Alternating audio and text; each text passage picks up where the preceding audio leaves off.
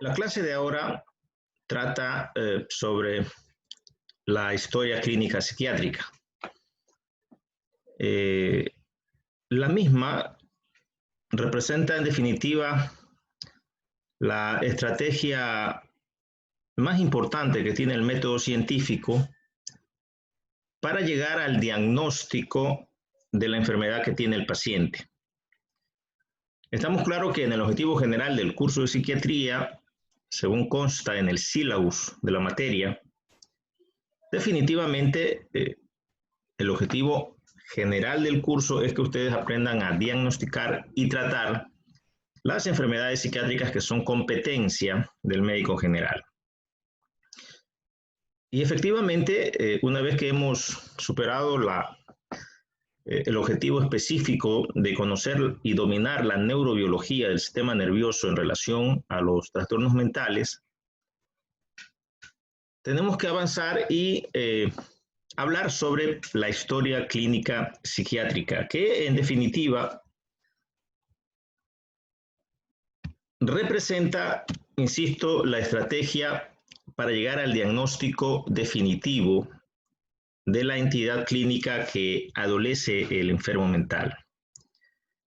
Noten ustedes, de acuerdo con lo que deben haber aprendido en semiología médica, que el diagnóstico definitivo del trastorno mental que tiene el paciente sale de un grupo de diagnósticos presuntivos a través de el mecanismo que realmente es un arte que ejecuta el médico, que es el diagnóstico diferencial. Es decir, el diagnóstico diferencial, que no es otra cosa que descartar diagnósticos probables que tenga el cuadro clínico que presenta el paciente, que parecen ser los diagnósticos definitivos, pero que en el proceso del diagnóstico diferencial definitivamente se descartan y se eliminan esas posibilidades de diagnóstico para encontrar el diagnóstico definitivo. Evidentemente, esto se adquiere pues con la práctica, con la experiencia, pero también con el estudio de la nosología de los trastornos mentales, que en otro caso lo veremos en el segundo parcial.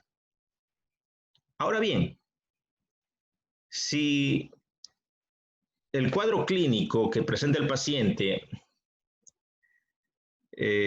nos puede dar una posibilidad de una serie o de varios posibles diagnósticos,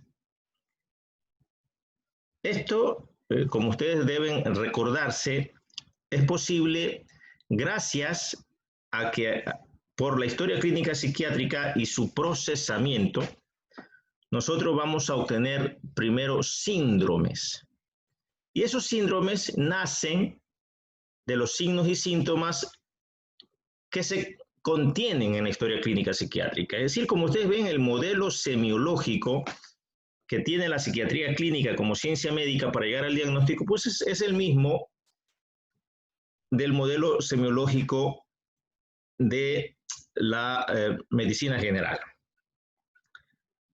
En ese sentido, efectivamente, ustedes, estudiantes de séptimo semestre, ya han revisado lo concerniente a la semiología médica, pues vamos a encontrar que efectivamente la historia clínica psiquiátrica reúne prácticamente los mismos parámetros técnicos que tiene la historia clínica general,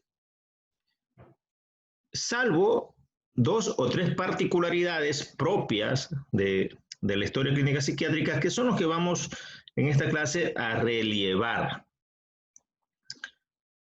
Noten ustedes, de acuerdo a esta diapositiva, que efectivamente la historia clínica psiquiátrica consta de tres grandes componentes. En primer lugar, la anamnesis. En segundo lugar, el examen físico. Y en tercer lugar, los exámenes complementarios. Nosotros, conforme el modelo añejo de la formación médica, antes que la ciencia médica disponga de toda la gama de exámenes, de estudios de neuroimagen, es decir, de todos los exámenes complementarios que la evolución de la ciencia nos permite tener actualmente, sobre todo en neurociencias, ¿verdad? La tomografía, la resonancia magnética funcional, etcétera. Seguimos apostando porque el médico tiene que ser eminentemente clínico. Es decir, como hace mucho tiempo, los exámenes complementarios no son otra cosa que una posibilidad confirmatoria. El médico, por la clínica que tiene el paciente, por la historia clínica que ha desarrollado, ya tiene el diagnóstico definitivo. Simplemente los exámenes complementarios son confirmatorios para la sospecha clínica del profesional. Este modelo nunca debe perderse. Evidentemente, ahora en muchos modelos, pues realmente la historia clínica como que subyace a los exámenes portentosos que podemos realizar y como que el diagnóstico ya te lo da directamente una máquina y eso pues evidentemente está contra los principios de la ciencia médica y sobre todo de la formación del profesional que nosotros debemos apuntalar que sea siempre eminentemente clínica. En el caso de psiquiatría, los exámenes complementarios, aparte de los exámenes de laboratorio normales y comunes, vamos a tener, y de las técnicas de neuroimagen, los instrumentos diagnósticos, que no son sino especies de test mediante los cuales existen un sinnúmero de interrogantes para definir, en relación a lo que contesta el paciente, un puntaje específico que consolida no solamente el diagnóstico de la enfermedad, sino también la intensidad de la misma, ¿no? Así podemos hablar del test de Hamilton de la depresión o el test de Beck de la ansiedad. Es decir, el Mini-Mental Test que ustedes lo conocen y que ya se han familiarizado con él. Es decir, son simplemente pues, estrategias o herramientas que no hacen sino ratificar la sospecha clínica que tiene el profesional médico una vez que realiza la historia clínica. En relación al examen físico, pues realmente la estrategia es la misma, se hace una revisión de aparatos y sistemas y se aplica no solamente la inspección u observación, sino también pues la palpación. Pues esto es exactamente igual al examen físico médico que ustedes aprendieron. Y sí, quizás la particularidad del examen neurológico elemental, en donde el médico debe indagar sobre el estado de los nervios craneales, del balance motor, de la presencia o no de signos meningios, la coordinación, la fuerza muscular, el balance motor en definitiva. Es decir, el examen neurológico elemental que ustedes también en neurología pues aprendieron a desarrollar, ¿no? La sensibilidad, ¿no? Y para eso pues tenemos el típico examen médico, físico, ¿no? que se utiliza en neurología clínica. Por tanto, jóvenes, la clase presente tiene la intención de desarrollar la anamnesis en relación a la historia clínica psiquiátrica.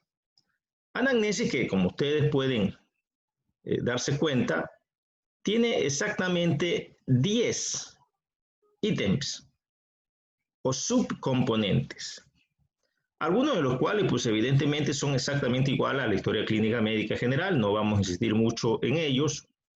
Por ejemplo, los datos generales, los antecedentes patológicos personales, que en este caso no solamente tienen que ser médicos clínicos, sino también indagar sobre los antecedentes patológicos personales psiquiátricos del evaluado, los antecedentes patológicos familiares igual, no solamente clínicos médicos, es decir, la presencia de hipertensión en la familia, de diabetes en la familia, de procesos oncológicos, en fin, los antecedentes patológicos familiares tal cual médicos, pero también psiquiátricos, es decir, eh, preguntar a, al paciente o a la familia que lo acompaña si en la familia evidentemente han existido casos de trastornos mentales, de enfermedades nerviosas, que en todo caso nosotros ya sabemos por lo aprendido en neurobiología, tiene muchísimo que ver en los términos de la genética y de la herencia de genes patológicamente heredados con carga patológica psiquiátrica, ¿no? El gen de la esquizofrenia, el gen de la depresión, el gen de las demencias o de los trastornos de personalidad, de las adicciones, en fin.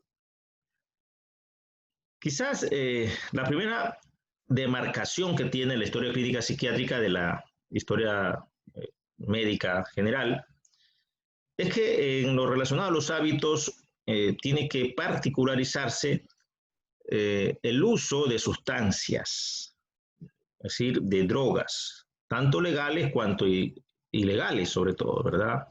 Es decir, debemos preguntar sin ningún tipo de miramiento, cumpliendo el protocolo, si el paciente consume alcohol, consume tabacos en relación a drogas legales. Si lo hace, hay que anotar la frecuencia, pues, por supuesto, pues es distinto el uso de alcohol en un sentido recreacional o excepcional o eventual, o un patrón semanal tipo viernes, lo cual es muy frecuente en la cultura de nuestra sociedad, o más bien excepcional una vez al mes o cada vez que exista un evento familiar, hay consumo de alcohol, de tabaco.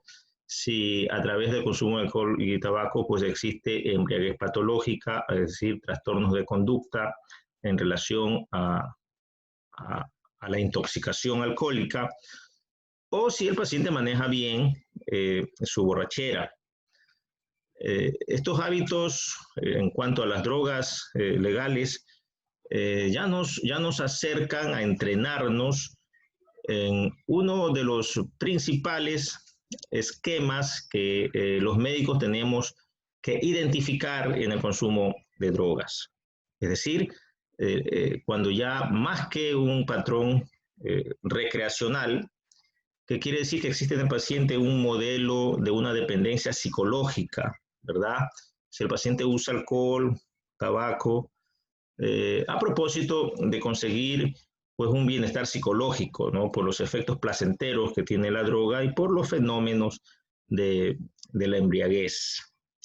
Pero evidentemente es muy distinto, insisto, el consumo de alcohol con un patrón recreacional al consumo de alcohol cotidiano, cuando el paciente utiliza alcohol como medicamento, porque ya existe una dependencia física, porque si el alcohólico no consume alcohol, puede llegar hasta tener crisis convulsiva, y porque en definitiva se asocia lo que se llama el síndrome de abstinencia, que el síndrome de abstinencia es realmente un trastorno de ansiedad, básicamente, que es muy incómodo y muy molestoso para el paciente. Entonces, el paciente ya no toma alcohol por meramente un sentido de placer o de vicio, sino que toma alcohol como medicina para aliviar los síntomas de la abstinencia.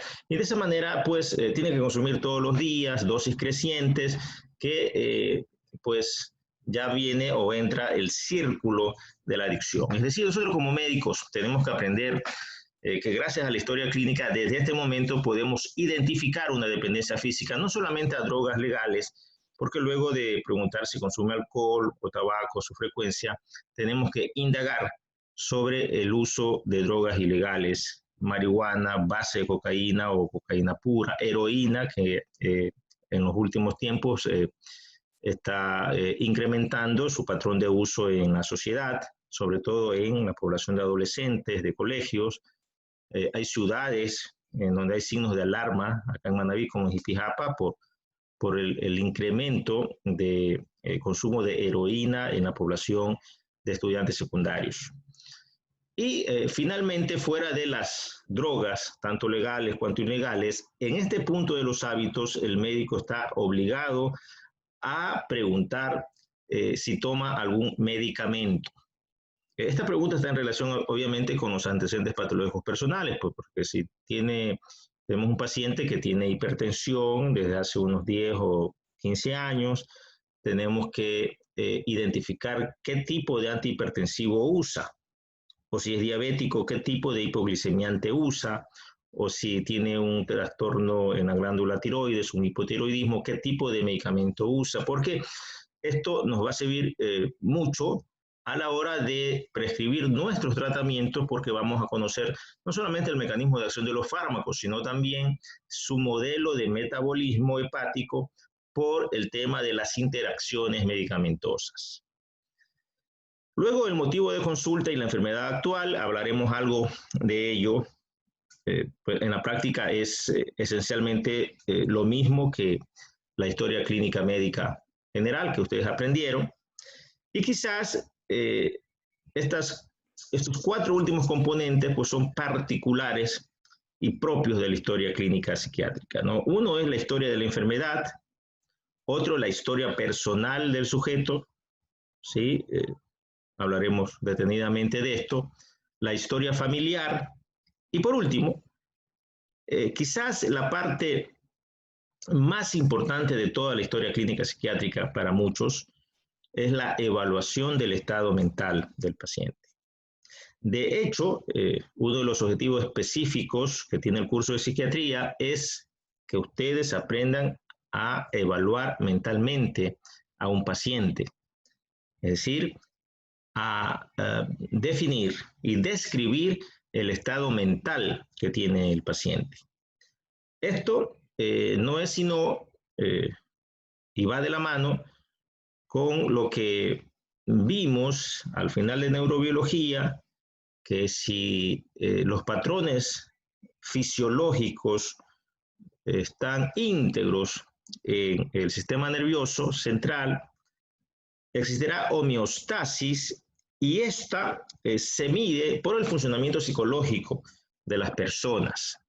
Y que el funcionamiento psicológico de las personas, pues, evidentemente nosotros lo tenemos gracias a las funciones mentales, que para nosotros son dianas semiológicas, decíamos, y que son alrededor de 21 dianas semiológicas.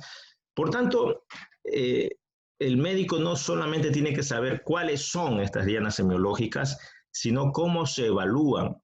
Porque si nosotros aprendemos cómo se evalúan las funciones mentales, las dianas semiológicas, evidentemente sabremos hacer la evaluación del estado mental, que trata concretamente de eso, ¿no? De evaluar las funciones mentales.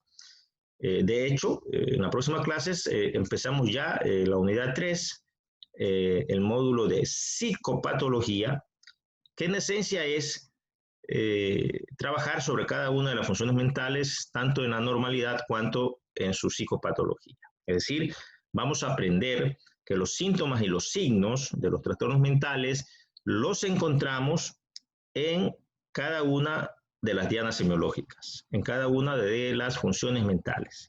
Y eso, entonces, es semiología psiquiátrica pura. En la clase de hoy vamos a dar un pantallazo de cómo hacemos la evaluación del estado mental, pero definitivamente este ítem lo vamos a desarrollar prácticamente a lo largo de lo que queda del primer parcial. Entonces, jóvenes, en resumen, esta es la historia clínica psiquiátrica, tiene sus 3 componentes, igual que la historia clínica médica general, que en relación a la anamnesis tenemos 10 ítems o subcomponentes, de los cuales por lo menos los 6 primeros pues, los tiene también la historia clínica médica general. No vamos a insistir mucho en eso, pues ustedes evidentemente ya aprobaron el curso de semiología, la materia de semiología. Vamos a hacer algún recordatorio en todo caso, pero sí vamos a hacer un poco de énfasis en los puntos 7, 8 y 9 en relación con la historia de la enfermedad, la historia personal y la historia familiar, pero sobre todo la evaluación del estado mental. Es tan importante y quizás es la esencia de lo que en pedagogía queremos nosotros transmitirle, que recuérdese que ustedes tienen que elaborar un proyecto donde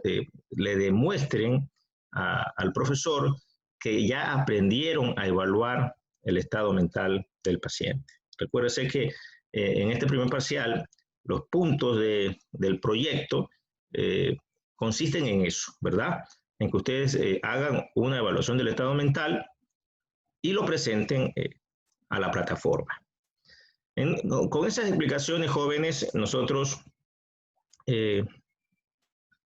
insistimos, la historia clínica psiquiátrica tiene demasiados estos puntos que hemos visto, pero que en el centro de todos está la exploración del estado mental, también denominada valoración psicopatológica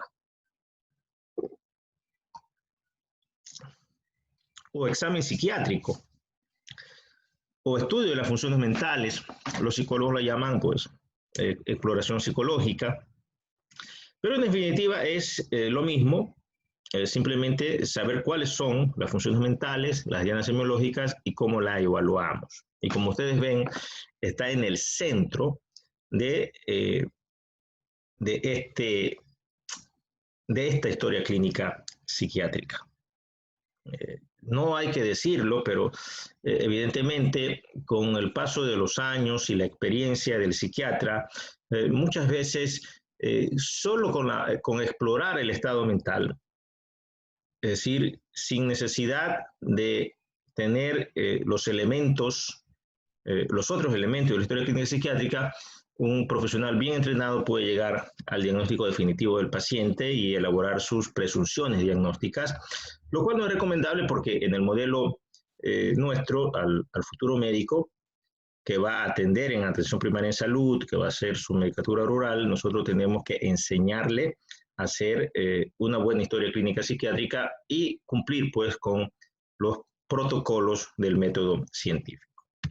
En ese sentido, jóvenes, los datos generales, como ustedes pueden observarlo, pues son los típicos de la historia clínica, los nombres y los apellidos, la edad, el sexo, el lugar y la fecha de nacimiento, procedencia, domicilio, estado civil, el nivel de instrucción, es decir, hasta qué curso estudió el paciente, la ocupación del paciente o si tiene alguna profesión, la religión incluso, la raza, la fuente de información, pues es importante anotarla, o sea, si obtenemos los datos del propio paciente o de un familiar, debido a que el paciente pues está descompensado, desorientado y no nos proporciona la información, o por lo menos fidedigna. El número de la historia clínica, la fecha en que se realiza la historia clínica, es importante en psiquiatría, los antecedentes jurídicos, dado porque evidentemente existe la posibilidad de que haya un trastorno de personalidad como el trastorno antisocial de la personalidad, que sea pues el que demanda atención. Lo que habíamos hablado en relación a los antecedentes patológicos personales, clínicos y psiquiátricos, los antecedentes patológicos familiares, clínicos y psiquiátricos y los hábitos. Esto en relación ya a los otros puntos, pero en los datos generales llegamos hasta los antecedentes jurídicos que tenemos que indagar y decirles que desde este momento, es decir, cuando nosotros, por ejemplo, le preguntamos al paciente qué edad tiene, cómo se llama, pues estamos también evaluando ya la orientación personal del sujeto, ¿verdad? La fecha de nacimiento, estamos pidiendo un recurso que demanda memoria. Es decir, desde este momento, desde este primer ítems de la historia clínica, el psiquiatra accede a la condición mental del sujeto y tenemos que desde ahora mismo comenzar a identificar ya patrones de psicopatología. En relación con el motivo de consulta, sabemos que el motivo de consulta está ligado y vinculado directamente a la enfermedad actual. El motivo de consulta es importante porque se anota en la enfermedad los principales síntomas que molestan al paciente, es decir, la carga mórbida más significativa por la que el paciente va y requiere el tratamiento médico. Eso no cambia en la historia clínica psiquiátrica y tampoco cambia la enfermedad actual, es decir,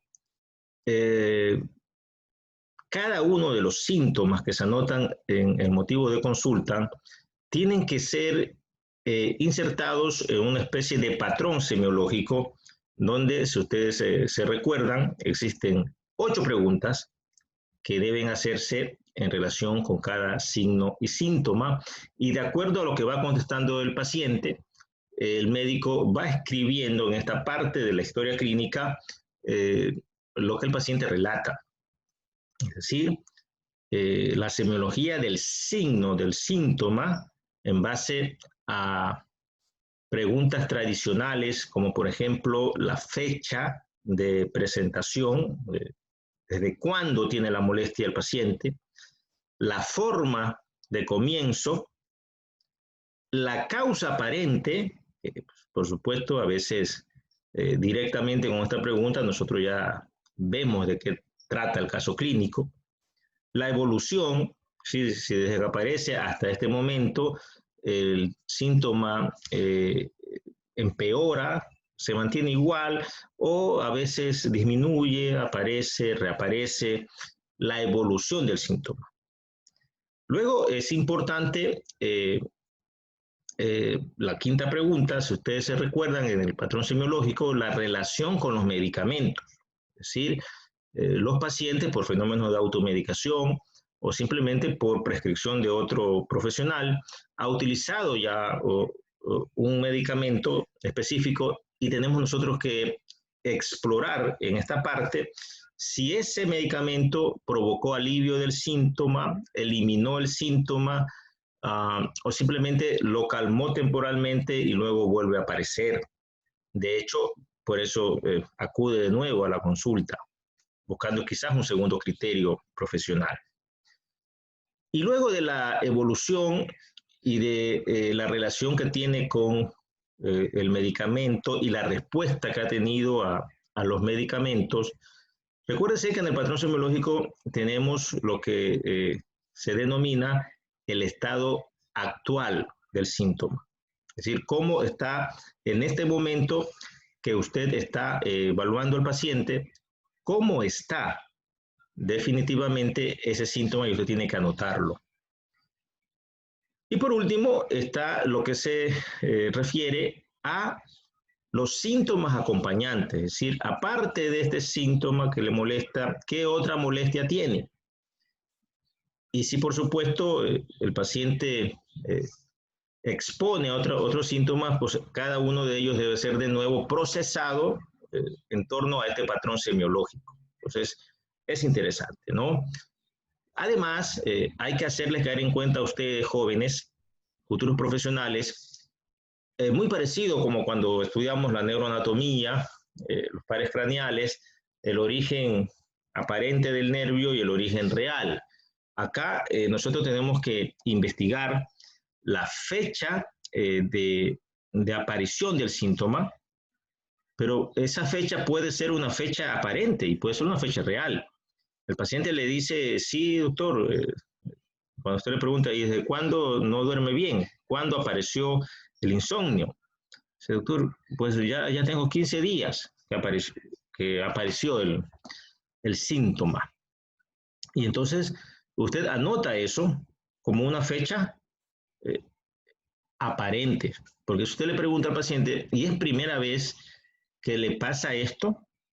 Y entonces el paciente le puede decir, no, ahora que recuerdo, hace 6 meses atrás tuve otro episodio similar, pero solamente duró 2 o 3 noches y después se me solucionó. Entonces, eso es importante, que ustedes identifiquen que existe pues la fecha de inicio real y una fecha de inicio aparente, pues prácticamente en toda la medicina esto es así. Es decir, tenemos aquí que este punto, tanto el motivo de consulta cuanto la enfermedad actual, jóvenes, es idéntico a la historia clínica médica general. Y entonces aquí ustedes tienen la anamnesis aplicable a cualquier síntoma, la fecha de inicio, la fecha verdadera, la forma de comienzo, cómo empezó, qué estaba haciendo cuando se le presentó el problema, la causa aparente. ¿Hay algún pretexto para que haya aparecido esta molestia? ¿Cuál cree usted que fue la causa para que aparezca esta molestia? La evolución, con el pasar de los días o las horas, los síntomas han aumentado o disminuido o se mantiene igual. La respuesta a la medicación, como lo habíamos dicho, qué medicamentos ha tomado para aliviar sus molestias y ha provocado un alivio de estos síntomas, los medicamentos que usted ha tomado y anotarlo. La condición actual o estado actual, en este momento, ¿cómo está su molestia? Y los síntomas acompañantes o satélites, ¿verdad? Y junto con esta, ¿qué otras molestias se presentaron? Entonces, jóvenes, en este sentido, como ustedes ven, la primera parte de la historia clínica psiquiátrica la explicamos de esa manera. Vamos a hacer